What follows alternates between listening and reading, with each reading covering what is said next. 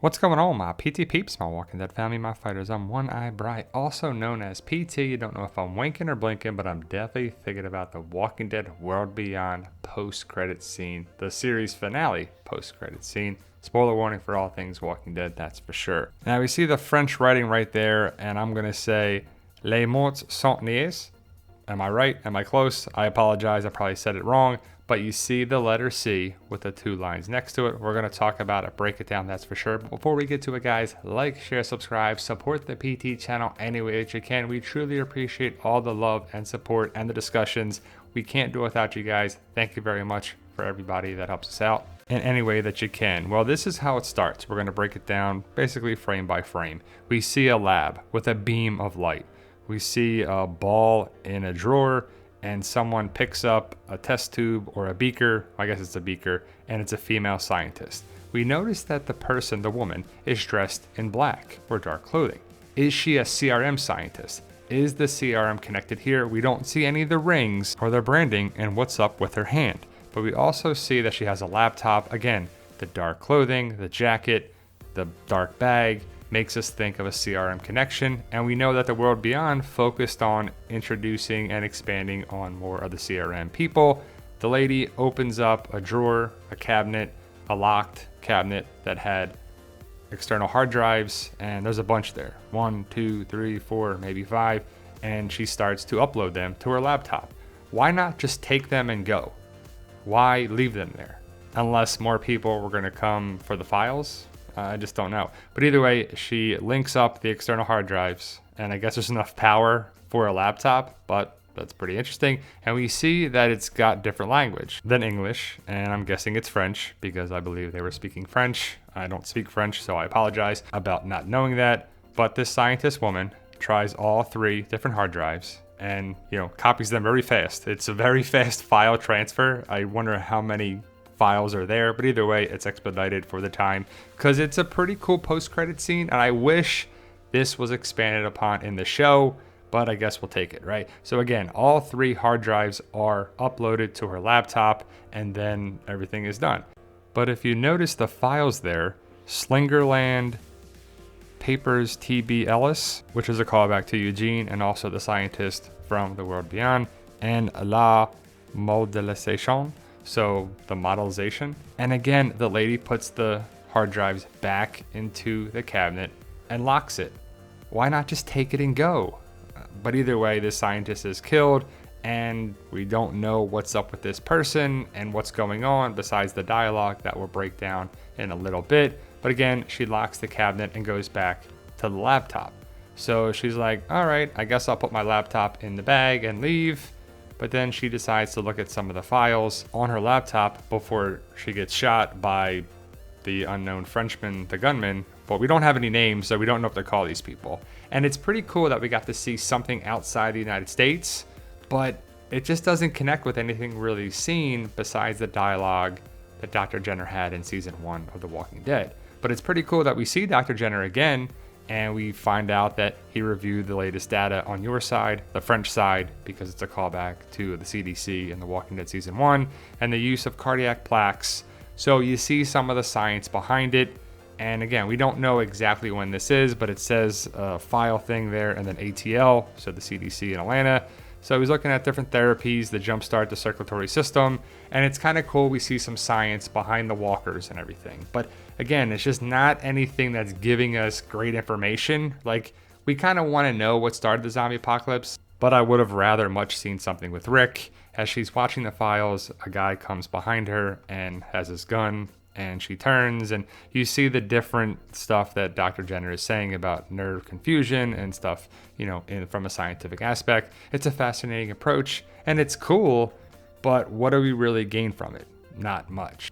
And you really see this angle a lot, a farther angle with the gunman and the woman, so it's hard to tell where he shoots her. Some people are thinking that she was shot in the head, but then she still came back as a walker, so it didn't matter. And the captions are from some of the dialogue with the French people and then Dr. Jenner. So we'll talk about it more in a little bit, but ultimately the angle here is tough to see where he shoots her But it doesn't really matter that much because she dies and comes back as a walker, one of the variant walkers, which is basically a runner now, the running dead.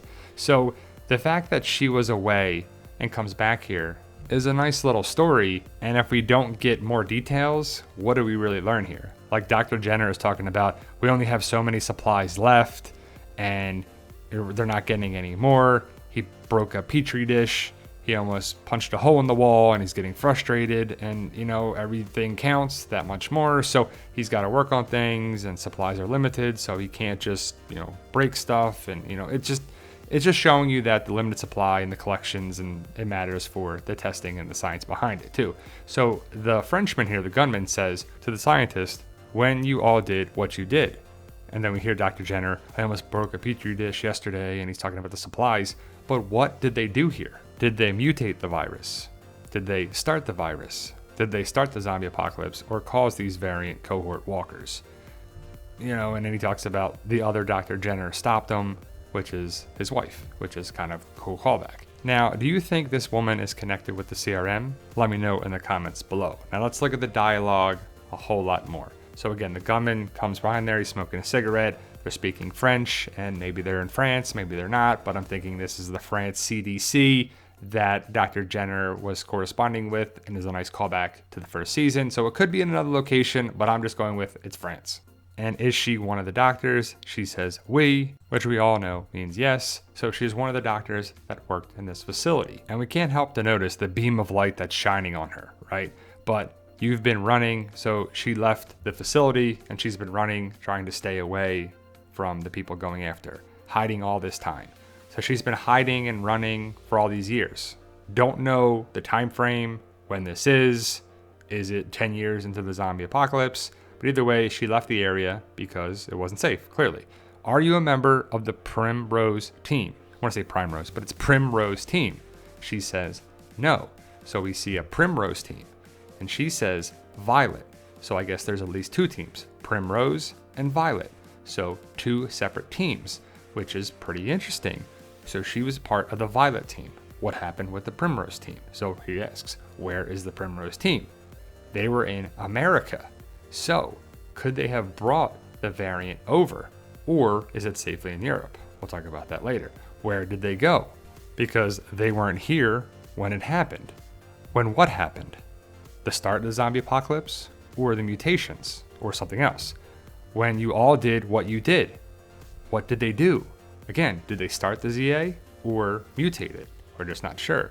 They were at the conference. So a big conference in America, in Toledo. So haven't we seen Toledo before? Toledo, Ohio, I'm guessing, right? Look at the sign at the bottom, Toledo. Nice callback, nice connection, nice Easter egg. But what does it mean? So in Spain? So Spain, is that where they actually are? Which is not France, different country, right? Ohio. So they mention Ohio. Is that where the Commonwealth is? Are we going to have some expansion on that in season 11 of The Walking Dead? The second and or third parts? I hope so, right? That would be awesome. America, Toledo, Ohio, and in the comics, the Commonwealth is in Ohio. Could be a connection. Hope so. I hoped against hope that they were here.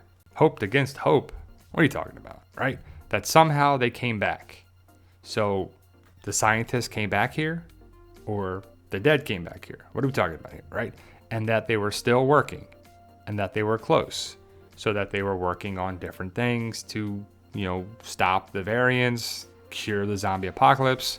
Why would you come back? She was tired of running, which it has to be exhausted to be running, looking over your shoulders from both the living and the dead.